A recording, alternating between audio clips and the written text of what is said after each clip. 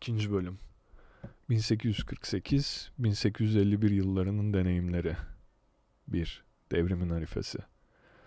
Olgun Marksizmin ilk eserleri 1848 devriminin hemen arifesinde yayımlandı. Bu nedenle bu eserler Marksizmin genel ilkelerini sunmasının yanı sıra bir ölçüde o dönemin somut devrimci durumunu yansıtır. Dolayısıyla bu eserlerin yazarlarının 1848-1851 yıllarının deneyimlerinden sonuçlar çıkarmalarından hemen önce devlet konusunda neler söylediklerini incelemek belki de daha yararlı olacaktır. Marx, Felsefenin Sefaletinde şöyle yazmıştı. İşçi sınıfı gelişme süreci içinde eski burjuva toplumunun yerine sınıfları ve bunlar arasındaki karşıtlığı dışlayan bir birliği koyacaktır. Ve o zaman gerçek anlamıyla herhangi bir siyasal iktidar kalmayacaktır. Çünkü siyasal iktidar, burjuva toplumundaki sınıf karşıtlığının resmi ifadesinden başka bir şey değildir. Sınıfların ortadan kalkmasından sonra devletin yok olması düşüncesine ilişkin bu genel açıklama ile Marx ile Engels'in birkaç ay sonra kaleme aldıkları Komünist Manifesto'daki açıklamayı karşılaştırmak öğreticidir.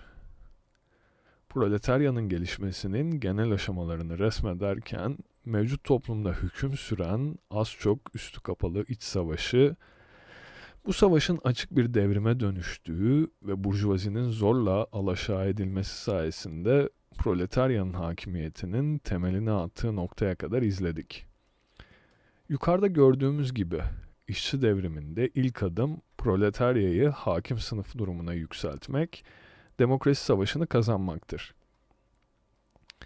Proletarya siyasi hakimiyetini tüm sermayeyi burjuvazinin elinden adım adım söküp almak, bütün üretim araçlarını devletin yani hakim sınıf olarak örgütlenmiş proletaryanın elinde merkezileştirmek ve üretici güçler kütlesini elden geldiğince hızlı bir biçimde artırmak için kullanacaktır.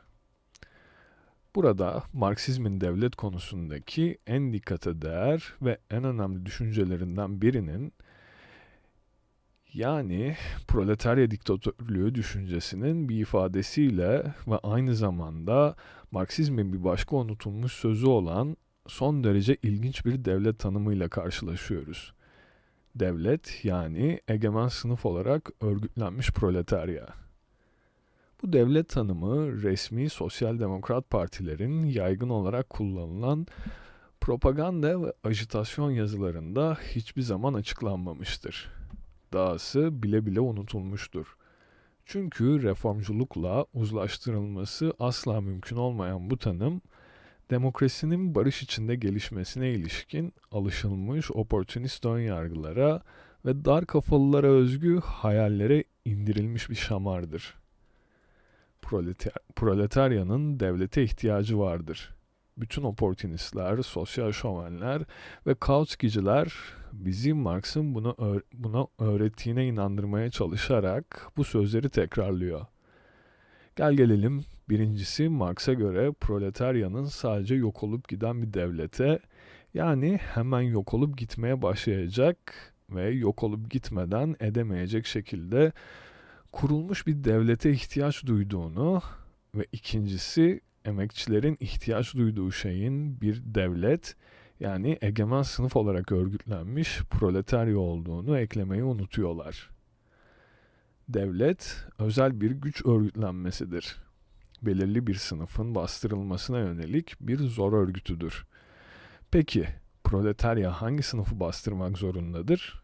Doğal olarak yalnızca sömürücü sınıfı yani burjuvaziyi. Emekçiler devlete yalnızca sömürücülerin direnişini bastırmak için gereksinim duyar ve bu bastırma işini yönetebilecek olan biricik sınıf proletaryadır. Çünkü proletarya sonuna kadar devrimci olan tüm emekçileri ve sömürülenleri burjuvaziye karşı ve onu tümüyle ortadan kaldırmak için yürütülen mücadelede birleştirebilecek olan tek sınıftır. Sömürücü sınıflar siyasal egemenliğe, sömürüyü sürdürmek için yani çok küçük bir azınlığın bencilce çıkarlarını halkın büyük çoğunluğuna karşı korumak için gereksinim duyar. Sömürülen sınıflar siyasal egemenliğe her türlü sömürüyü tümüyle ortadan kaldırmak için, yani halkın büyük çoğunluğunun çıkarlarını modern köle sahipleri olan toprak ağalarından ve kapitalistlerden oluşan çok küçük azınlığa karşı korumak için gereksinim duyar. Sınıf mücadelesinin yerine sınıflar arası uyum hayallerini koymuş olan küçük burjuva demokratları, şu sahte sosyalistler, sosyalist dönüşümü bile hayalci bir şekilde, yani sömürücü sınıfın egemenliğinin yıkılması şeklinde değil, azınlığın hedeflerinin bilincine varmış çoğunluğa uysallıkla boyun eğmesi şeklinde resmediyordu. Devletin sınıfların üzerinde durduğu düşüncesiyle sıkı sıkıya bağlantılı olan bu küçük burjuva ütopyası, örneğin 1848 ve 1871 Fransız devrimleri tarihinin ve 19. yüzyılın sonları ile 20. yüzyılın başlarındaki sosyalistlerin İngiltere'deki, Fransa'daki, İtalya'daki ve başka ülkelerdeki burjuva hükümetlerine katılma deneyimlerinin göstermiş olduğu üzere pratikte emekçi sınıfların çıkarlarına ihanet edilmesine yol açtı. Marx tüm yaşamı boyunca bugün Rusya'da sosyalist devrimci ve Menşevik partiler tarafından yeniden canlandırılan bu küçük burjuva sosyalizmine karşı mücadele etmişti. Sınıf mücadelesi öğretisini tutarlı bir şekilde geliştirmek, onu siyasi iktidar öğretisine, devlet öğretisine ulaştırmıştı. Burjuvazinin egemenliğini sadece proletarya yıkabilir. Çünkü proletarya kendi iktisadi varlık koşullarının bu göreve hazırladığı ve bu görevi gerçekleştirme olanağını ve gücünü sağladığı biricik sınıftır. Burjuvazi, köylüyü ve bütün küçük burjuva katmanları parçalayıp dağıtırken, proletaryayı bir araya toplar, birleştirir ve örgütlü kılar.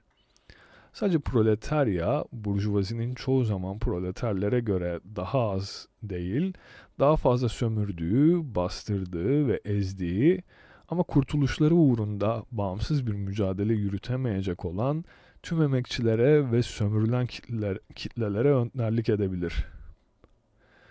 Marx tarafından devlet ve sosyalist devrim sorununa uygulanan sınıf mücadelesi öğretisi, zorunlu olarak proletaryanın siyasal egemenliğinin, onun diktatörlüğünün, yani kimseyle paylaşmadığı ve doğrudan doğruya kitlelerin silahlı gücüne dayanan bir iktidarın kabul edilmesine yol açar. Burjuvazi ancak proletaryanın, burjuvazinin kaçınılmaz ve umutsuz direnişini ezebilecek ve tüm emekçileri ve sömürülen kitleleri yeni iktisadi düzen için örgütleyebilecek olan egemen sınıf konumuna yükselmesi yoluyla alaşağı edebilir.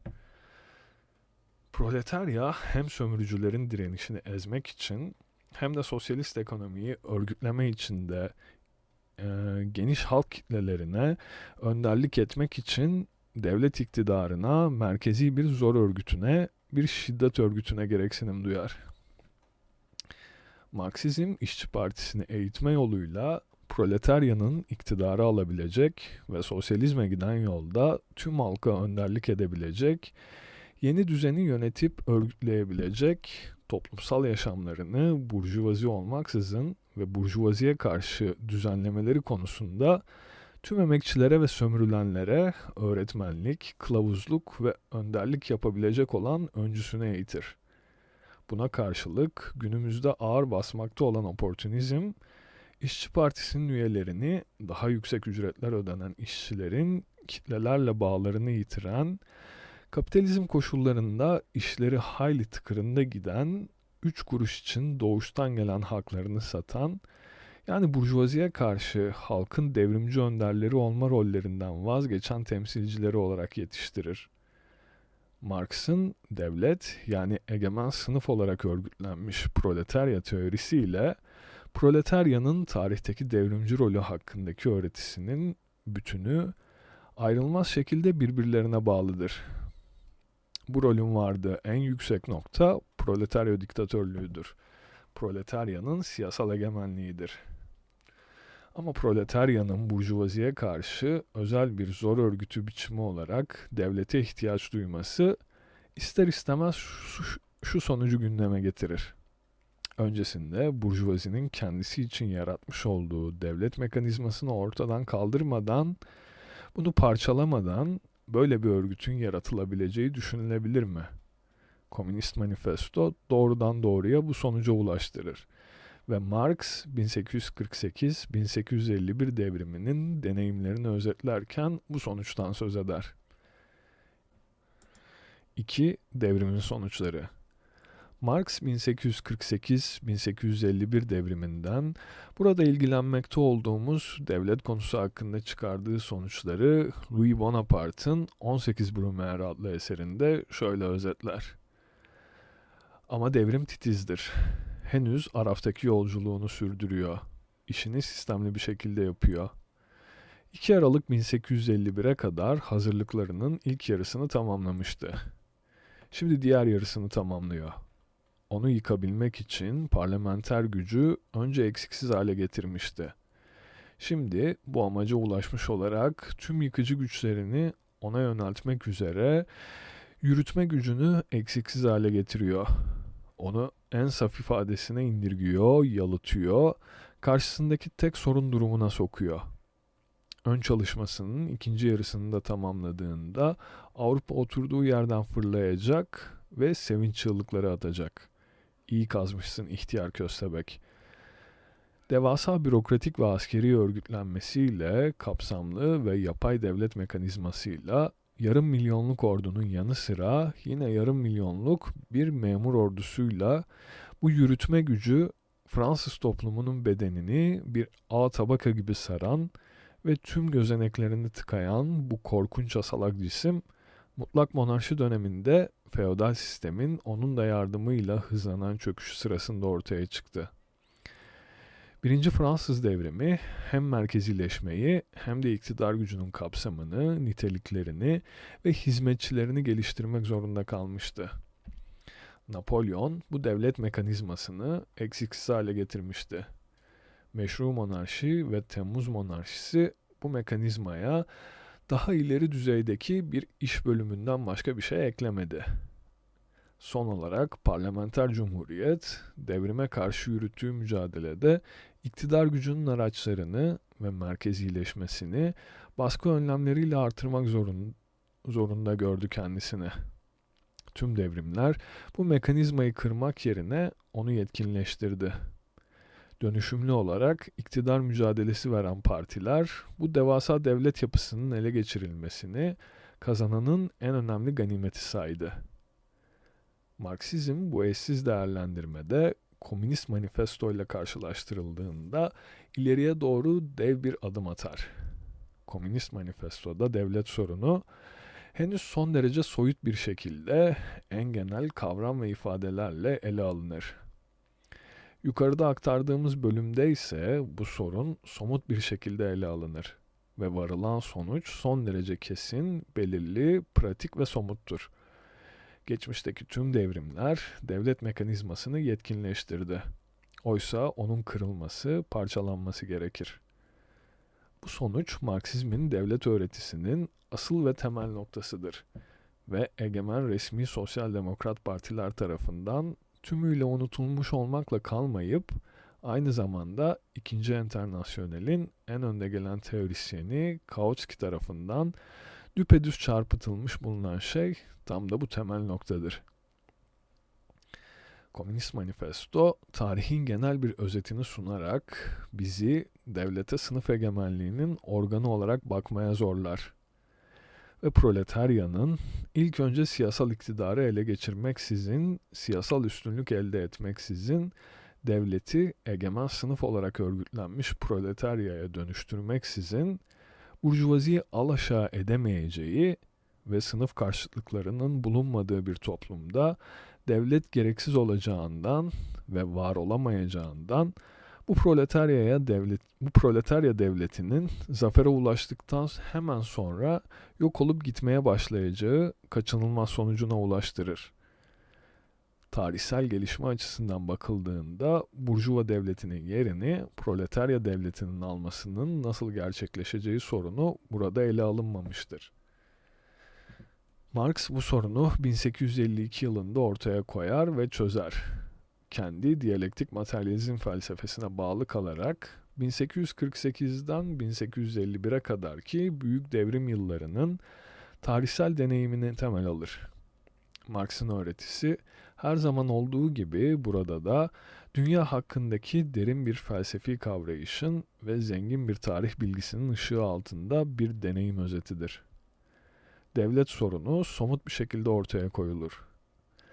Burjuva devleti, burjuvazinin egemenliği için gerekli olan devlet mekanizması tarihsel olarak nasıl oluşmuştur? Burjuva devrimleri sırasında ve ezilen sınıfların bağımsız eylemleri karşısında hangi değişikliklere uğramış, nasıl bir evrim geçirmiştir? Proletaryanın bu devlet mekanizması ile ilgili görevleri nelerdir? Burjuva toplumuna özgü merkezi devlet iktidarı, mutlakçılığın çöküş döneminde doğmuştur.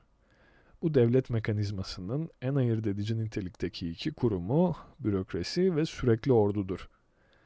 Marx ve Engels eserlerinde bu kurumların burjuvaziye binlerce bağlı olduğunu tekrar belirtir. Her bir işçinin deneyimi bu bağlantıyı son derece açık ve etkileyici bir şekilde gösterir. İşçi sınıfı kendi acı deneyimleriyle bu bağlantıyı görmeyi öğrenir.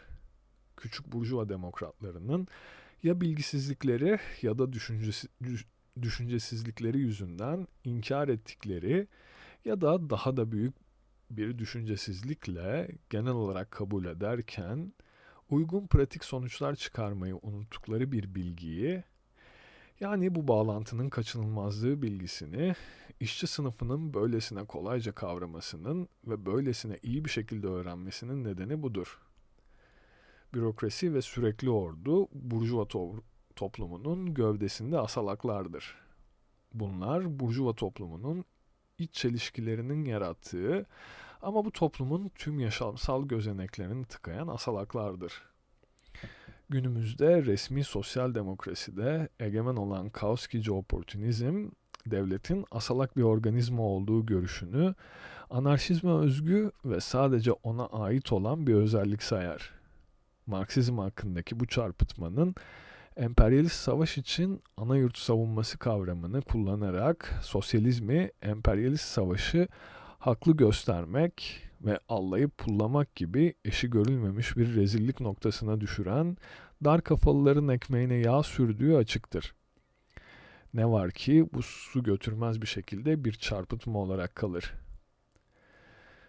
Feodalizmin yıkılmasından bu yana Avrupa'nın tanık olduğu bütün o burjuva devrimleri boyunca bürokratik ve askeri aygıt durmadan gelişti, yetkinleşti ve güçlendi. Köylülerin, küçük zanaatçıların, tüccarların vesaire üst katmanlarına sahiplerini halkın üzerine yükselten, görece rahat, huzurlu ve saygın görevler dağıtan bu aygıt aracılığıyla özellikle küçük burjuvazi, büyük burjuvazinin yanına çekiliyor ve ona büyük ölçüde bağımlı kılınıyor. Rusya'da 27 Şubat 1917'yi izleyen 6 ay içinde olup bitenleri düşünün. Geçmişte öncelikle kara yüzlere verilen resmi görevler şimdi kadetlerin, menşeviklerin ve esarların ganimetleri haline geldi. Hiç kimse herhangi bir ciddi reform gerçekleştirmeyi gerçekten düşünmedi. Ciddi reformların kurucu meclis toplanıncaya kadar ertelenmesi ve kurucu meclisin toplantıya çağrılmasının da savaş sona erinceye kadar hep sürencemede bırakılması için her tür çaba harcandı. Ne var ki iş ganimetlerin paylaşılmasına bakanlık, bakan yardımcılığı, genel valilik vesaire makamlarının işgal edilmesine geldiğinde hiçbir duraksama olmadı. Kurucu meclis beklenmedi. Hükümetin kurulması sırasında oynanan bileşim oyunları, özünde hem yukarıda hem de aşağıda, ülkenin dört bir yanında tüm merkezi ve yerel yönetim kademelerinde sürdürülen bu ganimet paylaşımının ve yeniden paylaşımının bir ifadesinden başka bir şey değildi. 27 Şubat 1917 ile 27 Ağustos 1917 arasındaki 6 ayın nesnel sonucu kesin. Reformlar rafa kaldırıldı, resmi görevlerin dağıtımı gerçekleştirildi ve dağıtım hataları birkaç yeniden dağıtımla düzeltildi. Ne var ki bürokratik aygıt, farklı burjuva ve küçük burjuva partileri arasında yeniden dağıtıldıkça başlarını proletaryanın çektiği ezilen sınıflar, burjuva toplumunun tümüne yönelik olan ortadan kaldırılamaz düşmanlıklarını daha açık şekilde kavrar. En demokrat ve devrimci demokrat olanları bile dahil olmak üzere bütün burjuva partilerinin devrimci proletarya üzerindeki baskılarını yoğunlaştırmak, baskı aygıtını yani devlet mekanizmasını güçlendirmek zorunda kalmalarının nedeni de budur. Olayların böyle bir seyir izlemesi devrimi tüm yıkıcı güçlerini devlet iktidarına yöneltmeye ve devlet mekanizmasını yetkinleştirmeyi değil, onu parçalayıp yok etmeyi amaçlamaya zorlar. Sorunun bu şekilde ortaya koyulmasına mantıksal akıl yürütme değil, olayların gerçek gelişimi 1848-1851 döneminin canlı deneyimi yol açmıştı. Marx'ın 1852'de yok edilmesi gereken bu devlet mekanizmasının yerini neyin alacağı sorunu henüz somut olarak ele almaması, onun tarihsel deneyiminin sağladığı sağlam temele ne kadar sıkı sıkıya bağlı kaldığını gösterir. Deneyim, tarihin daha sonra 1871 yılında gündeme getireceği bu sorunun ele alınması için gereken malzemeyi o sıralar henüz sağlamamıştı. 1852 yılında bilimsel bir gözlem kesinliğiyle ortaya koyulabilecek olan tek şey, proletarya devriminin tüm yıkıcı güçlerini devlet iktidarına yöneltme, devlet mekanizmasını parçalama görevine yaklaşmış olduğuydu. Burada akla şöyle bir soru gelebilir.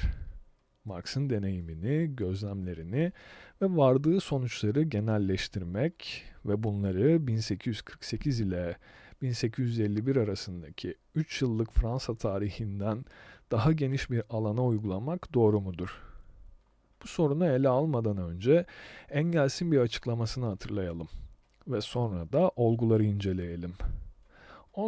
18 Brumair'in 3. basımına yazdığı ön sözde Engels şöyle demişti. Fransa, tarihsel sınıf mücadelelerinin başka her yeri geride bırakacak şekilde her seferinde sonuca kadar götürülmüş olduğu, dolayısıyla sınıf mücadelelerinin çerçevesini oluşturan ve bu mücadelelerin sonuçlarının biriktiği değişen siyasal biçimlerin de en keskin sınır çizgilerini taşıdığı ülkedir. Orta Çağ'da feodalizmin merkezi, Rönesans'tan bu yana toplumsal katmanlaşmaya dayalı Birleşik Monarşi'nin örnek ülkesi olan Fransa, Büyük Devrim'de feodalizmi yerle bir etti. Ve başka hiçbir Avrupa ülkesinde olmadığı kadar klasik bir biçimde burjuvazinin saf egemenliğini kurdu. Yükselme çabası içindeki proletaryanın egemen burjuvaziye karşı yürüttüğü mücadele de burada başka hiçbir yerde bilinmeyen keskin bir biçimle ortaya çıktı. 1871'den bu yana Fransız proletaryasının devrimci mücadelesi kesintiye uğradığından bu son cümle eskimiştir. Ama gelişmiş ülkelerin 19. yüzyılın sonları ile 20. yüzyılın başlarındaki tarihine genel olarak bir göz atalım. Aynı sürecin daha yavaş bir şekilde, daha değişik biçimlerde, çok daha geniş bir alanda devam etmiş olduğunu görürüz. Bir yandan hem cumhuriyetçi ülkelerde hem de monarşilerde parlamenter iktidarın gelişmesi, öte yandan burjuva toplumunun temelleri değişmeden kalırken makam ganimetlerini paylaşmış ve yeniden paylaşmış bulunan çeşitli burjuva ve küçük burjuva partileri arasında bir iktidar mücadelesi ve son olarak da yürütme gücünün onun bürokratik ve askeri aygıtının yetkinleştirilmesi ve sağlamlaştırılması. Bu özelliklerin genel olarak bütün kapitalist devletlerin modern evriminin tamamı için geçerli oldukları konusunda en küçük bir kuşku yoktur. Tüm kapitalist dünyaya özgü olan bu gelişme süreçlerinin aynılarını Fransa 1848 ile 1851 arasındaki 3 yılda hızlı, keskin ve yoğun bir biçimde sergilemişti. Emperyalizm hem monarşiyle yönetilen ülkelerde hem de en özgür cumhuriyetçi ülkelerde proletaryaya yönelik baskıların yoğunlaştırılmasıyla bağlantılı olarak devlet mekanizmasının olağanüstü derecede güçlendiğini ve onun bürokratik askeri aygıtının eşi görülmemiş çapta büyüdüğünü çarpıcı bir şekilde gözler önüne serdi. Bugün dünya tarihi hiçbir kuşkuya yer bırakmaksızın 1852'den çok daha büyük bir ölçekte proletarya devriminin tüm güçlerinin devlet mekanizmasının parçalanması hedefine yöneltilmesine doğru ilerliyor. Proletaryanın onun yerine neyi koyacağını Paris Komünü'nün sağladığı son derece öğretici malzeme gösteriyor. 3. Marx 1852'de sorunu nasıl tarif etmişti? Mehring 1907 yılında Neue Zeit dergisinde Marx'ın Wedemayer'e yazdığı 5 Mart 1852 tarihli mektuptan bazı bölümler yayımlamıştı. Bu mektup şu dikkat çekici açıklamayı da içeriyor. Bana gelince ne modern toplumdaki sınıfların varlığını ne de bunların kendi aralarındaki mücadeleyi keşfetme onuru bana ait. Burjuva tarihçileri sınıfların bu mücadelesini ve burjuva iktisatçıları da onun iktisadi anatomisini benden çok önce ortaya koymuştu. Benim yaptıklarım arasında yeni olanlar, bir, sınıfların varlığının sadece üretimin belirli tarihsel gelişme aşamalarına bağlı olduğunu, 2. Sınıf mücadelesinin zorunlu olarak proletarya diktatörlüğüne götürdüğünü, 3. Bu diktatörlüğün kendisinin yalnızca bu sınıfların ortadan kaldırılmasına ve sınıfsız bir topluma geçişi oluşturduğunu kanıtlamamdı. Marx bu sözleriyle birincisi kendi öğretisiyle burjuvazinin önde gelen ve en bilgili düşünürlerinin öğretileri arasındaki temel ve köklü ayrımı, ikincisi kendi devlet öğretisinin özünü çarpıcı bir açıklıkla dile getirmeyi başarmıştır. Marx'ın öğretisindeki ana noktanın sınıf mücadelesi olduğu çok sık söylenir ve yazılır. Ama bu doğru değildir. Ve bu yanlış düşünce her seferinde Marksizmin oportunistçe çarpıtılmasına, onu burjuvazi açısından kabul edilebilir kılan bir ruha büründürülmesine yol açar.